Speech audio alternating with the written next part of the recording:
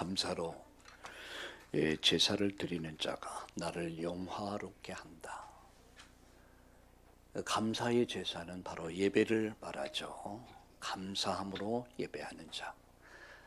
바로 그것이 하나님을 영화롭게 하는 것이다. 오늘 찬양 너무 감사하고 또 오늘 이 시간 그런 예배가 되기를 바랍니다. 우리 하나님 감사합니다. 오늘 우리에게 주일 예배를 허락하시고 오늘 하나님 앞에 나와 하나님을 대면하며 또 시공을 초월한 보좌의 축복, 능력이 많은 그런 시간 속에서 오직의 해답을 얻고 응답을 누리며 하나님 결론을 얻는 인생의 중대한 시간이 되게 하여 주옵소서. 우리 인생의 해답이 되신 예수님의 이름으로 감사하며 기도드리옵나이다. 아멘. 지난 시간에는 주일은 종교와 복음에 대해서 말씀드렸습니다. 많은 사람들이 신앙생활을 하고 있어. 또 오랜 동안 교회 생활을 했지만 종교가 뭔지 복음이 뭔지 뭔가를 믿어도 열심히만 믿으면 된다. 이런 생각들까지도 갖고 있습니다. 저는 지난 주간 진짜 신앙, 가짜 신앙. 나의 신앙은 진짜 신앙일까? 가짜 신앙은 아닌가? 난 진짜 목사 맞는가? 난 가짜 목사가 아닐까? 우리 흔히 싹군 목자다라고 그러죠. 싹군 목자가 뭐죠? 밥 먹고 살기 위해서 하는 목사. 그럼 우리 참나온 교회 장로님들, 권사님들, 집사님들은 어떤 직분자들일까? 이런 생각을 하면서 정말 어떤 교회가 진짜 교회일까? 어떤 목사가 진짜 목사일까? 어떤 성도가 진짜 제자일까? 이런 제목을 놓고 좀 기도하는 그런 시간을 가져봤습니다. 여러분 평생 교회를 다녔고 목사가 됐고 장로님이 됐고 권사님이 됐고 중직자가 됐는데 마지막 가서는 나 너 몰라. 가짜 아니겠습니까? 우리가 하나님 앞에 섰을 때 우리가 마지막 최후의 심판대 앞에 섰을 때 여러분 그 심판대를 지나가는 사람이 있습니다. 그 누구죠? 바로 죄 용서받고 의롭다 함을 얻은 자는 영생에 들어갑니다. 근데 거기에 내 명단이 없어. 다시 봐주세요. 내 분명히 있습니다. 난 목사거든요. 난 장로거든요. 난 권사예요. 분명히 있을 겁니다. 아니 내 이름이 없어. 이런 생각해 보니까요. 굉장히 끔찍하더라고요. 진짜 끔찍하더라고요. 저는 하나님 앞에서 나는 목사로 부름을 받았습니다. 옛날에는 그것을 목사를 그리스도 예수의 종이다 이런 얘기를 바울은 즐겨 사용했죠. 종이란 말은 머슴이란 말입니다. 심부름꾼이란 말이에요. 누구의 심부름꾼입니까? 하나님의 심부름꾼이요. 무슨 심부름꾼입니까? 말씀을 심부름하는 자야. 교회를 섬기고 성도를 섬기고 성도가 성도 되도록 세워서 제자 만들어서 현장 그리고 지역, 민족, 세계 살리는 것이 바로 목사가 하는 일이다. 그럼 나는 어떤 자세를 가지고 교회를 섬길 것이냐 이런 문제를 놓고 좀 기도하면서 종교와 복음 여러분 어떻게 생각하세요? 교회 안에도 종교인들이 너무너무 많아요. 종교 생활에 빠져 사는 사람 너무너무 많아요. 종교가 뭡니까? 종교는 한마디로 말하면 요한복음 5장 24절입니다. 내가 진실로 너에게 이르노니 내 말을 듣고 나 보내시를 믿는 자는 영생을 가졌고 심판에 이르지 아니하나니 사망에서 생명으로 옮겼다. 종교는 생명이 없습니다. 복음은 생명 자체입니다. 아들이 있는 자는 생명이 있고 여러분 안에 생명이 있습니까? 종교는 성경은 귀신을 섬기는 것이다 라고 얘기하고 있습니다. 나는 너희가 귀신하고 놀기를 원치 않는다. 요한복음 10장 10절에 도둑놈이 온 목적이 뭐냐? 죽이는 것이다. 멸망시키는 것이다. 그게 종교의 결말입니다. 그러나 복음은 생명을 줍니다. 복음은 살려줍니다. 복음은 치료합니다. 복음은 회복시킵니다. 인간다운 인간을 만들어주는 것이 복음입니다. 여러분, 가짜에 속지 마시고 가짜 인생, 가짜 신앙생활 속지 마시고 진짜 복음을 가진 사람으로 복음을 누리고 복음을 말할 수 있는 복음의 증인 될 수 있기를 예수님의 이름으로 축원합니다.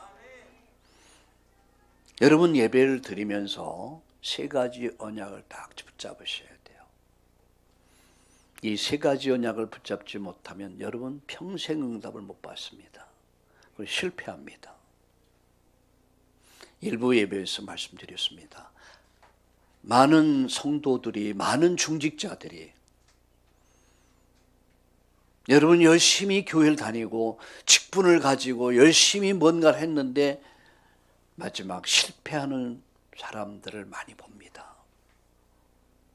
그래서 고린도전서 10장에 다수의 사람들이 멸망했다라고 이렇게 말씀하고 있어요.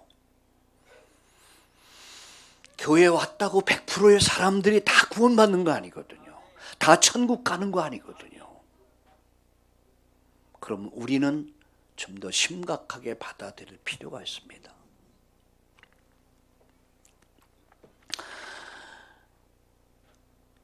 예배를 드리면서 세 가지를 확실히 붙잡아야 돼요. 그게 뭐죠? 갈보리 산에서 이루어진 십자가의 언약, 그걸 갈보리 언약이라고 그러죠. 거기서 내가 다 이루었다. 예수가 그리스도다. 이 언약을 붙잡을 수 있어야 돼요. 여기서 모든 문제는 끝났다. 두 번째 언약입니다. 그게 뭐죠? 감람산에서 이루었던 40일 동안 하나님 나라에 대해서 말씀했다. 말씀 붙잡아야 돼요.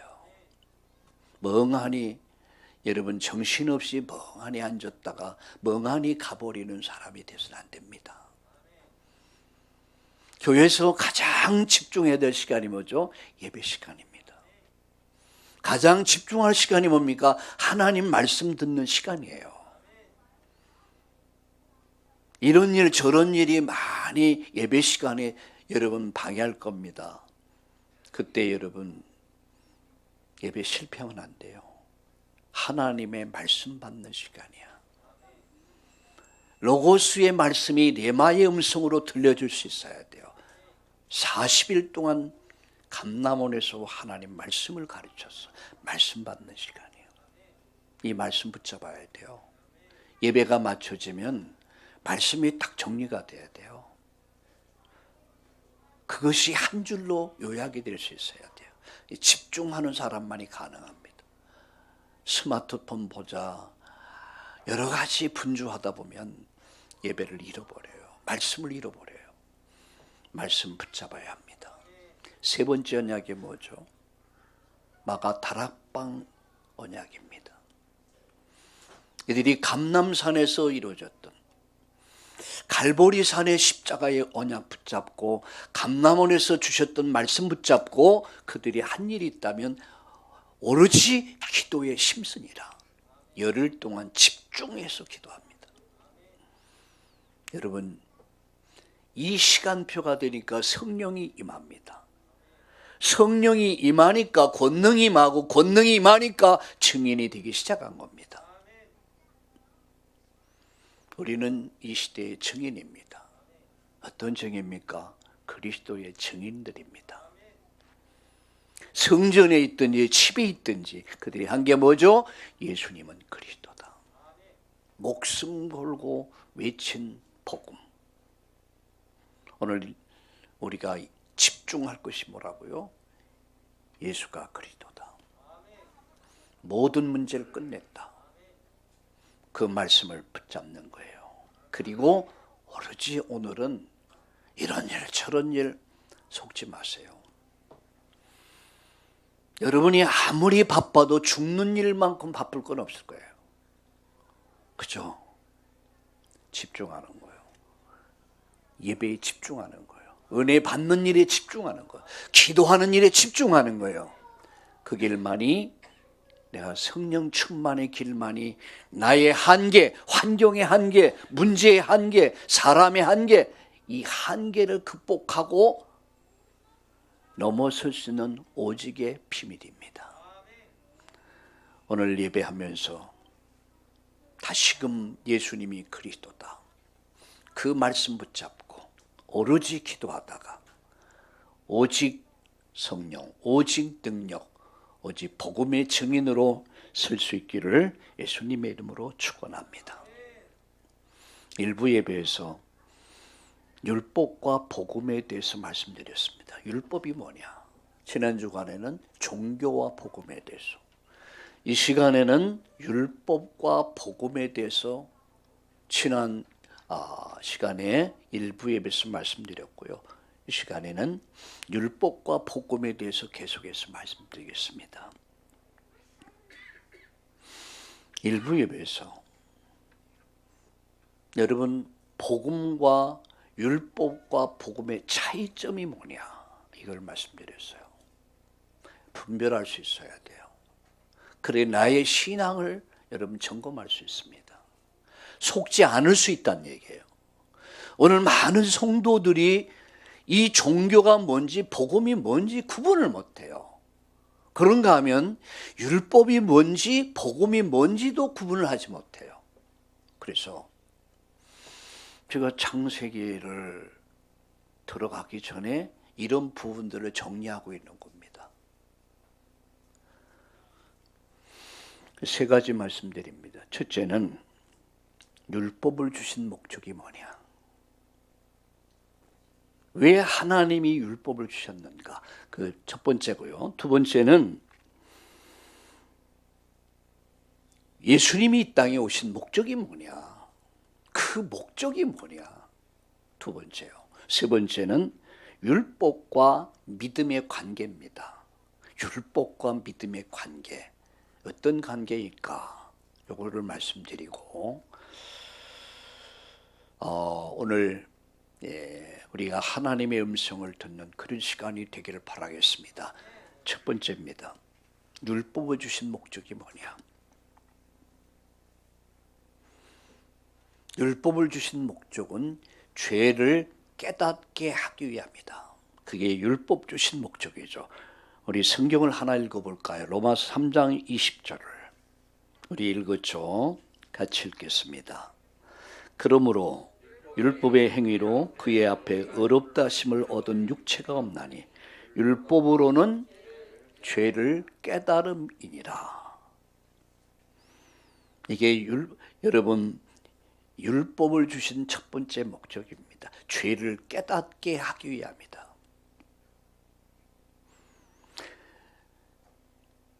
다시 말하면 율법 앞에서 설 때 나 자신을 알 수 있어요. 너 자신을 알라. 너 자신을 아는 비밀이 뭐냐? 그게 바로 율법입니다. 율법 앞에 서지 못하면 그 사람은 자기를 몰라요. 얼마나 죄가 얼마나 내가 더러운 인간인지, 내가 얼마나 더럽고 무서운가를 내 자신이 몰라요. 그래서 의인은 없나니 하나도 없다. 이 땅에 의인 하나도 없습니다. 모든 사람이 죄를 범했다. 모든 사람은 하나님 영광에 이를 수 없어요. 너무 더러워서. 어느 정도 더럽냐? 여러분, 칼빈은 이런 말을 했습니다. 인간의 전적 타락을 얘기했어요. 인간의 전적 부패를 말해요. 인간에게 선한 것이 없다, 이렇게 정의하고 있습니다. 인간은 선한 것이 없어. 전적 부패해서, 전적으로 타락해서. 그렇게 칼빈은 창세기 3장에서 인간을 그렇게 정의하고 있습니다. 그래서 율법을 주신 목적은 죄를 깨닫게 하기 위함이다. 여러분, 거울이 없이는, 제가 오늘 강단에 올라오기 전에 다시 거울을 봤어요. 본 이유가 뭐죠? 나 자신이 잘 준비됐는가? 여러분을 맞이할 준비가 되어 있는가? 그래서 거울을 봤습니다. 말씀 앞에 서지 못하면, 말씀 앞에 서지 않으면 내가 똥인지 오줌인지 구분을 못해요. 내가 똥이 묻었는지 오줌이 묻었는지 구분을 못해. 말씀 앞에 설 때 비로소 나를 알 수 있어요. 아, 내가 이런 인간이구나. 죄를 깨닫게 하기 위해서 율법을 주셨단 말이에요. 두 번째입니다. 율법을 주신 두 번째 목적은 바로 그리스도께로 안내하기 위해서, 그리스도께로 인도하기 위해서 율법을 주신 것입니다. 그래서 성경은 선생님이라고 했어요. 몽학 선생님. 갈라디아 3장 24절 한번 읽어봅시다. 다 함께 같이 읽어보겠습니다. 갈라디아 3장 24절 25절까지 같이 읽겠습니다. 시작.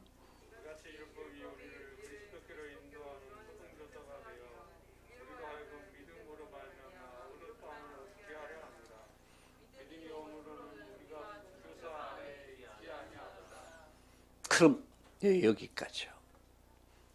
율법의 역할이 뭐죠? 율법의 목적이 뭐죠? 그리스도께로 안내하는 거예요. 예수가 그리스도라는 사실, 그리스도께로 안내하는 역할. 그래서 오직 예수 그리스도를 믿음으로 말미암아 구원을 얻게 하는 그 역할을 하는 것이 율법이에요.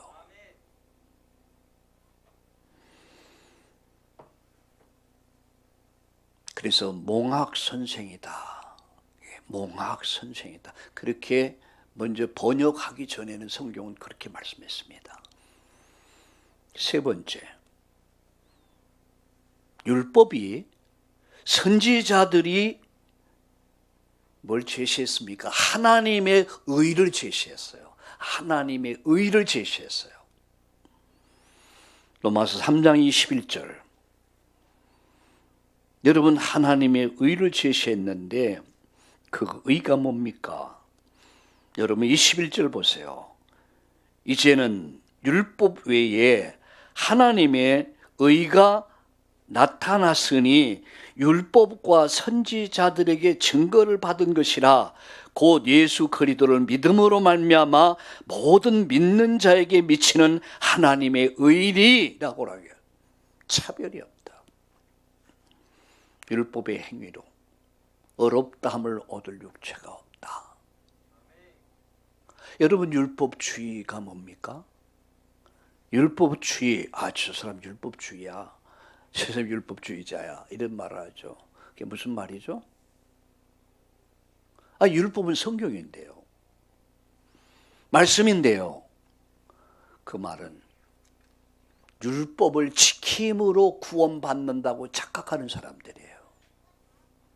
그게 율법주의자입니다. 정반대로 모든 게 은혜로 되어졌기 때문에 우리 은혜로 사는 것이다. 그렇기 때문에 이제는 삶은 관계가 없다. 육은 그렇게 필요한 게 아니다. 방종, 타락으로 가게 되죠.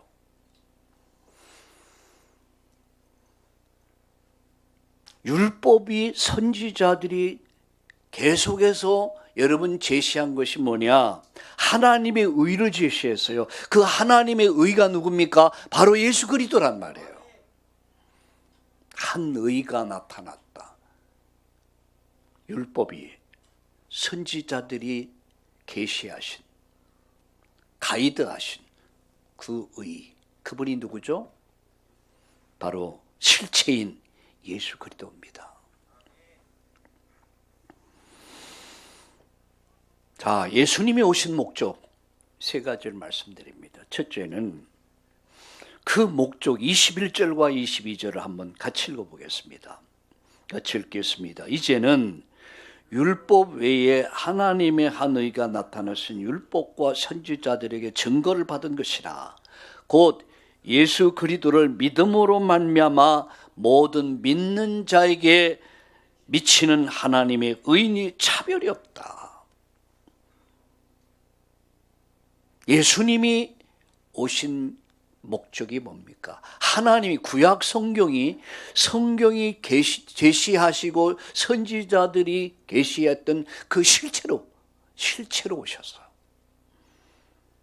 오신 목적이 뭐죠? 모든 사람의 죄를 해결하기 위해서. 로마서 3장 23절에 모든 사람이 죄를 범해서 하나님 영광에 이를 수 없게 됐다. 모든 사람이 누구죠? 아, 나는 예외입니까? 나는 바르게 살았고 정직하게 살았고 진실하게 살았기 때문에 나는 왜입니까? 아니거든요. 모든 사람은 아담 하와의 이후에 모든 인간은 다 죄인이 돼버린 거예요. 죄인으로 태어나서 죄의 DNA를 가지고 태어나서 내 자식도 죄인이야. 모든 사람의 죄를 위해서 마태복음 1장 21절에 아들을 낳으니 이름을 예수라 하라. 이는 저가 우리의 모든 죄를 해결할 것이다. 율법의 요구를 이루실 분으로 오셨다는 얘기예요. 율법의 요구가 뭡니까? 죽어야 돼요. 죽어야 된단 말이야. 죄값이 뭐죠? 사망이야. 그래서 사망이기 때문에 인간의 죄를 대신할 의가 필요해. 하나님이 의를 정하신데 그분이 예수란 말이야. 예수는 십자가에 죽으시고 부활하심으로 말미암아 인류가 가지고 있는 근본 문제, 이 죄 문제, 사단 문제, 지옥 문제를 내가 다 이루었다. 테텔레스타이, 내가 다 처리했다. 내가 다 정리했다. 누구 죄를? 나의 죄를, 여러분의 죄를, 인류의 죄를 다 처리했다. 율법이 요구하는 것은 죽음입니다. 율법 앞에서 인간은 죽어야 돼. 심판받아야 돼. 지옥 가야 돼. 그게 율법이 요구하는 거예요. 근데 그 율법의 요구를 이루신 분이 바로 예수야. 그분이 하신 일이 그리스도야. 그래서 제사장으로서 우리 죄를 대속해 주셨고, 영원한 대속, 왕으로서 사단의 권세, 죽음의 권세를 깨뜨렸고, 선지자로서 인간이 멸망하지 않고 구원받는 영생의 문, 길을, 하나님 만나는 길, 천국 가는 길, 영생에 이르는 길을 열어주셨다는 사실을 믿으시길 주의 이름으로 축원합니다. 그래서 예수님이 왜 이 땅에 오셔야 됐는가? 우리 인류의 모든 죄, 나의 죄를 대신해서 십자가의 죽으심과 부활을 통해서 거기서 다 처리됐어요. 내가 다 이루었다. 내가 다 해결했다.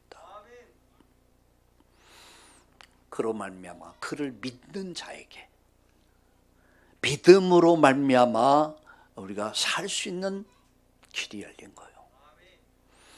자, 27절 28절을 보겠습니다. 같이 읽겠습니다. 그런즉 자랑할 데가 어디 있을 수가 없느니라. 무슨 법으로냐? 행위로냐? 아니라 오직 믿음의 법으로니라.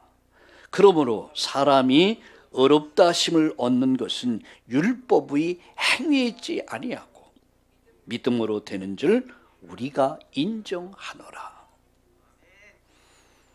무슨 법으로냐 행함으로냐 아니라 오직 믿음의 법으로 말미암아 우리가 의롭다함을 얻게 됐단 말이에요.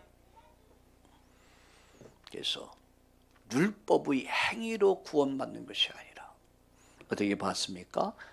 믿음의 법으로 우리가 구원받게 된가. 어떻게 구원받습니까? 26절을 다시 봅시다. 같이 읽겠습니다. 곧 이때에 자기의 의로우심을 나타내사 자기도 의로우시며 또한 예수 믿는 자를 의롭다 하려 하심이라. 할렐루야. 예수 믿는 자를 하나님이 의롭다 하신다는 거예요. 믿음의 법을 통해서 우리가 율법의 행위를 통해서 지킴으로 구원받는 것이 아니라 하나님의 의 되신 예수 그리스도를 믿음으로 말미암아 저와 여러분이 의롭게 됐고 하나님의 자녀 됐음을 믿으시길 예수님의 이름으로 축원합니다. 그래서 우리는 율법을 주신 목적이 뭐냐? 복음을 주신 목적이 뭐냐? 우리는 분명하게 우리가 알 수가 있습니다. 그럼 마지막으로 율법과 믿음의 관계입니다. 율법과 믿음의 관계. 자, 그렇다면 율법이 제시한 것은 율법을 주신 목적은 죄를 깨닫게 하고 그리스도께로 인도하고 율법으로 한 의를 제시했고 그분이 실체가 오셔서 우리 인생의 문제를 다 해결했단 말이에요. 자, 끝났습니다. 그럼 율법이 필요 없냐? 라고 하는 문제입니다. 이게 굉장히 중요한 이야기죠. 왜 그렇습니까? 어떻게 해석하느냐에 따라서 전혀 달라진 인생을 살 수가 있어요. 왜 오늘 교회가 목회자들이 중직자들이 타락하고 방종하고 타락하고 있습니까? 이 부분에 대해서 잘못 오해하고 있다는 사실이에요. 율법과 믿음의 관계가 뭐죠? 세 가지. 첫째는 율법을 파괴한 것이 아닙니다. 로마서 3장 31절 보세요.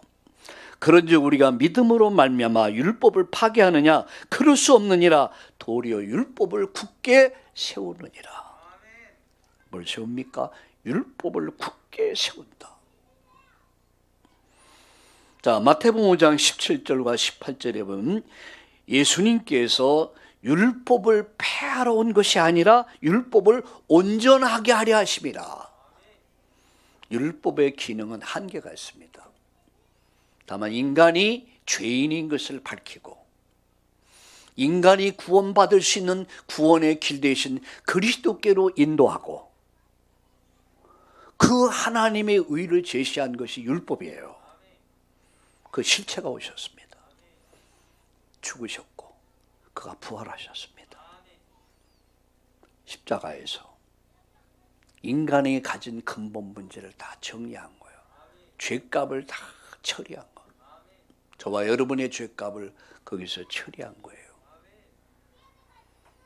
저와 여러분이 받을 저주를 거기서 정리한 거예요. 저와 여러분이 갈 지옥 권세를 거기서 깨트려 버린 거예요. 그래서 저와 여러분이 예수 믿음으로 말미암아 저와 여러분이 의롭다함을 얻게 됐고, 죄 없이 함을 인정을 받게 됐고, 그 의를 힘입어서 우리가 하나님 만날 수 있고 천국 갈 수 있고 영생을 얻을 수 있는 길이 열렸음을 여러분 확신할 수 있기를 주의 이름으로 축원합니다. 그렇다면 율법과 믿음의 관계는 뭐라고요? 율법을 파괴한 것이 아니라 세운다. 율법을 폐한 것이 아니라 온전케 하셨다. 누가요? 예수님께서. 율법이 다 이룰 수 없는 것들을 완성한 거야. 온전케 하신 거야. 그럼 율법이 사라졌습니까? 아니죠. 의문에 속한 증서를 완전 도말해버렸다 그랬어요. 골로새서 2장 14절 15절에 보면 의문에 속한 증서를 완전히 정리해버렸다. 율법의 요구는 죄의 대가를 지불해야 돼요. 저와 여러분이 그 죄의 대가를 지불해야 돼요. 저와 여러분이 심판을 받아야 돼. 그리고 형벌 받아야 돼. 지옥 가야 돼. 그런데요, 예수님께서 율법의 모든 요구를, 빈문서를 십자가에서 완전 도말해 버렸어요. 정사와 권세를 드러내서 십자가에서 완전히 승리하셨다, 이렇게 말씀합니다. 우리 예수님이 저와 여러분의 빈문서를 다 정리했어요. 깨끗이 정리됐어. 예, 빚 없어. 할렐루야. 빚이 없어요. 왜? 예수님이 대신 저와 여러분의 죄값을 지불하셨어요. 율법의 요구를 이루셨어. 죄값을 다, 그리고 저와 여러분의 죄 문서를 다 도말해 버리셨어. 그래서 그 이름으로 말미암아 저와 여러분이 의인이 된 거예요. 내가 죄를 안 져서 의인이 아니에요. 윤리 도덕적으로 깨끗해서가 아니야. 믿음으로 말미암아, 예수 그리스도를 믿음으로 말미암아 내 죄가 양털같이 흰눈같이 깨끗해진 거예요. 묻지도 따지지도 않아. 우리는 심판대 앞에 서는 게 아니에요. 심판대를 지나서 하나님의 상급이 오늘 저와 여러분을 기다리고 있음을 믿으시기를 예수님의 이름으로 축원합니다. 말씀을 마칩니다. 하나님께서 주신 절대 기준이 있습니다. 우리 여기 세 가지를 생각해. 첫째는 하나님이 주신 절대의 기준, 첫 번째는 믿음은 구원의 기준입니다. 하나님의 의 되신 예수 그리스도의 십자가 피의 구속을 믿음으로 말미암아 구원받게 된 것. 정말 내가 믿느냐? 믿음의 법으로 말미암아 이렇게 우리가 의롭다함을 얻게, 구원받게 되는 것. 그래서 28절에 이렇게 말씀하죠. 그러므로 사람이 의롭다 하심을 얻는 것은, 의롭다는 말은 죄 용서를 말하는 거예요. 구원을 말하는 거예요. 자, 율법의 행위에 있지 아니하고 믿음으로 되는 줄 안다. 그래서 우리가 믿음의 법을 통해서 내가, 여러분이, 우리가 구원받게 됐음을 감사합시다. 정말로 감사한 거야. 늘 울어도 눈물로서 갚을 길 없어. 못맞게 드릴 것 없어. 이 못 맞아. 내 시간을 드리고 물질을 드리고 내 삶, 인생을 드려도 아깝지 않아. 왜? 오늘 내가 있음이 하나님 은혜라. 그렇지 않습니까? 여기 하나님 은혜 없이 사는 사람 누가 있습니까? 없습니다.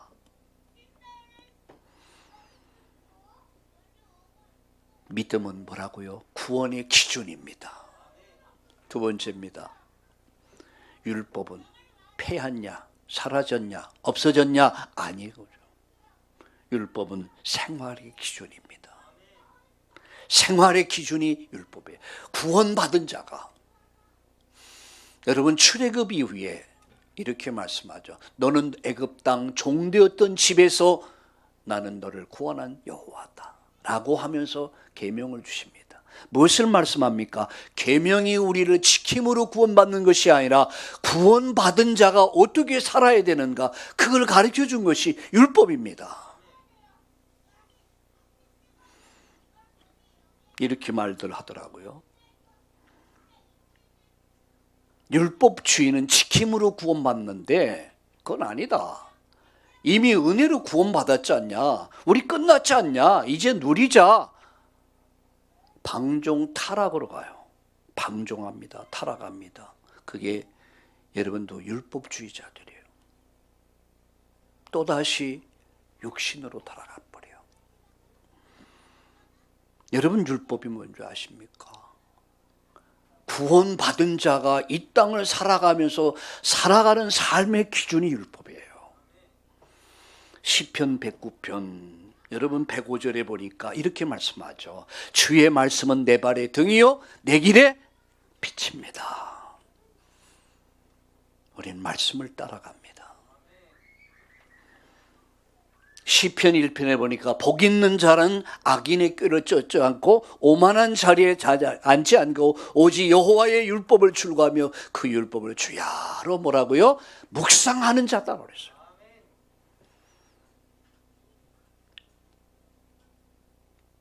디모데후서 3장 14절 16절에 보니까 모든 성경은 하나님 감동으로 됐다. 그래서 이 말씀을 어떻게 해요? 이 말씀은 우리를 온전케 한다. 교훈과 책망과 바르게 함과 의로 교육하기에 유익한 말씀이라고 그랬어요. 빌립보서 2장 12절에 항상 복종하여 두렵고 떨림으로 너희의 구원을 이루어 가라 그랬어요. 구원받은 너희들이 온전에 이르도록 구원을 이루어 가라 라고 말, 두렵고 떨림으로 네 마음대로 살아라 그런 얘기는 아니거든요. 이게 끝났으니까, 모든 게 끝났으니까 네 멋대로 살아 그 얘기 아니거든요. 진리를 알지니 진리가 뭐라고 했습니까? 자유롭게 할 것이다. 근데 자유는 어디 안에서 자유예요? 진리 안에서의 자유입니다. 물고기의 자유는요, 물속에 있을 때 자유한 거예요. 구원받은 자가 어떻게 자유한 삶을 삽니까? 말씀을 기준으로, 말씀을 기준으로 그 말씀을 읽고 듣고 묵상하면서 말씀을 따라가는 거예요. 여러분, 일평생 말씀이 기준 되기를 예수님의 이름으로 축복합니다. 많은 이들이 말씀과 상관없이 살아요. 끝났다. 뭐가 끝나? 하나님 편에서 이미 구원의 법이, 여러분 믿음의 법이 만들어졌어요. 믿음으로 구원받는 방법이 십자가에서 정리돼서 다 끝내버렸어요. 하나님 편에 끝났어. 나 편에서는 안 끝났거든요. 우리는 구원받은 저와 여러분이 맞다면 말씀을 기준으로, 말씀을 읽고, 말씀을 듣고, 말씀을 따라가는 삶을 살아야 돼요. 할렐루야. 율법은 생활의 뭐라고요? 기준이다. 복음은 구원의 기준이다. 그러다 보면 성화의 단계에 이릅니다. 여러분 성화란 말을 많이 못 들어봤을 거예요. 성화가 뭐죠? 변화를 얘기해요. 변화. 예수님의 성품, 예수님의 삶을 닮아가는 거예요. 부부가 함께 살면 닮는다고 그러죠. 여러분 저하고 저희 집사람이 닮았습니까? 얘기 좀 한번 해보세요. 근데 사람들이 그러더라고요. 닮았대. 처음 보는 사람들이 목사님 많이 닮았네요. 그래서 저 사람 민씨고 난 강씨거든요. 근데 왜 닮아? 알죠. 40년 동안 함께 살았어요. 함께 먹고 함께 마시고 함께 대화하고 가치관이 같아. 삶이 같아. 그러다 보니까 닮는 거예요. 나중에 모습까지 닮아가요. 여러분이 저와 여러분과 함께 신앙생활을 하다 보면요, 목사를 꼭 닮아가요. 제가 볼 때 나쁜 것이 아니에요. 좋은 것은 닮아야 돼요. 나쁜 거 닮지 마세요. 좋은 것만 닮으세요. 성화가 뭡니까? 예수님을 닮아가는 삶이야. 그 성품이, 그의 인격이, 삶이 예수님 닮아갑니다. 그걸 성화라고 합니다. 말씀 다시 정리합니다. 믿음은 뭐라고요? 구원의 기준이다. 믿음의 법으로 구원받는다. 여러분 말씀은, 율법은 생활의 기준이다. 여러분 성화는 성령의 기준이다. 성령께서 여러분의 인생을 바꿔가기를 주의 이름으로 축원합니다. 여러분 가정이 변화되고 여러분 삶의 현장이 바뀌어지고 이 사회가 복음 때문에 성령의 역사로 날마다 새로워지는 역사 있기를 축복합니다. 살아계신 하나님, 주를 찬양합니다.